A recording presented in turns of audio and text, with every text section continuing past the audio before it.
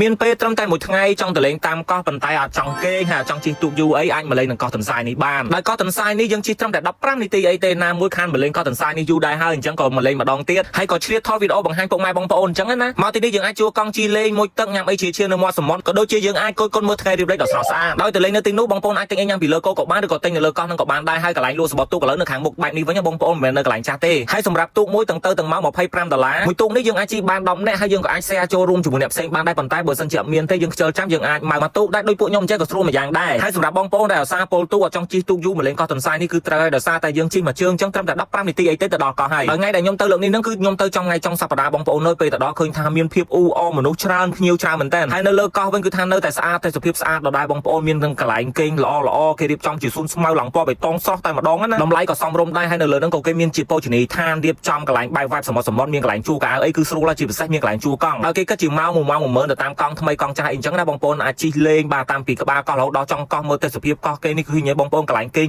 ផ្ទះស្នាក់បឹងកាឡូមួយគឺថាស្អាតមែនទែនគេរៀបចំបានល្អណាស់ហើយតម្លៃក៏សមរម្យទៀតអញ្ចឹងបើសិនជាបងប្អូនចង់មកលេងស្នាក់នៅទីនេះក៏បានដែរមានជាបោះតង់មានកន្លែងអង្គុយអីអញ្ចឹងទៅកន្លែងម៉ាស្សាគឺថាទំនងមកកោះគេនេះបងប្អូនហើយមានដើមដងជាជួឈររេរាំទៅតាមខ្យល់និយាយទៅគឺថាស្រស់ស្អាតមែនទែនហើយបើសិនជាបងប្អូនមកលក្ខណៈជាក្រុមមិត្តភ័ក្តិច្រើនឬក៏លក្ខណៈបែបក្រុមហ៊ុនបែបនេះគឺកាន់តែត្រូវហើយដោយសារតែតម្លៃផ្ទះក៏ធូរថ្លៃហើយយើងអាចមកគេងលេងជុំគ្នាថាទីជាគឺទំនងមែនទែនឬក៏អញ្ចឹងទេមកលេងវល់ល្ងាចដូចពួកខ្ញុំចេះក៏បានដែរអាចរៀបចំជាម្ហូបអាហារគ្រឿងសមុទ្រញ៉ាំនៅមាត់ឆ្នេរចេះគឺថាទំនងមែនទែនបរិយាកាសបែបនេះមិនថាទៅចិត្តទៅឆ្ងាយខ្ញុំមិនដែរផ្លេចទេ Cambodia Line អញ្ចឹងណាគឺថាយកដាក់តាមខ្លួនមកតែម្ដងយើងរៀបចំជាកៅអី camping មានជាគ្រឿងសមុទ្រអីចេះមកញ៉ាំនៅមាត់សមុទ្រចេះទៀតគឺអែមែនតើហើយបរិយាកាសជាបែបធម្មជាតិអញ្ចឹងខ្វះ Cambodia Line មិនបានណាមួយ Cambodia Line ញ៉ាំជាមួយអីក៏ត្រូវដែរហើយខ្លះសេតែចេះទៀតមកដឹងតែជាតិហ្មងថាជក់ចិត្តជាប់មាត់ដិតអារម្មណ៍ជាមួយនឹង Cambodia Line មានជាតិអាល់កុលតិចត្រឹមតែ4%តែប៉ុណ្ណោះមានរសជាតិស្រាលស្រទន់គ្មានអ្នកដូចទេណាមួយ Cambodia Line ប្រើប្រាស់បច្ចេកវិទ្យាទំនើប Ultra Filter ធានានៅក្លិននិងរសជាតិស្រស់ញ៉ាំទៅឈឺក្បាលគឺល្អមែនតើសម្រាប់ការជួបជុំបន្ទាប់ពីញ៉ាំអីហើយក៏ជ្រៀតរត់លេងតាមមាត់សមុទ្រនិយាយទៅគឺថាមកលើកណាដឹងតែស្រស់ស្រាយយើងអាចមកកាត់ stress សាក់ថ្មជីវិតបានពេញ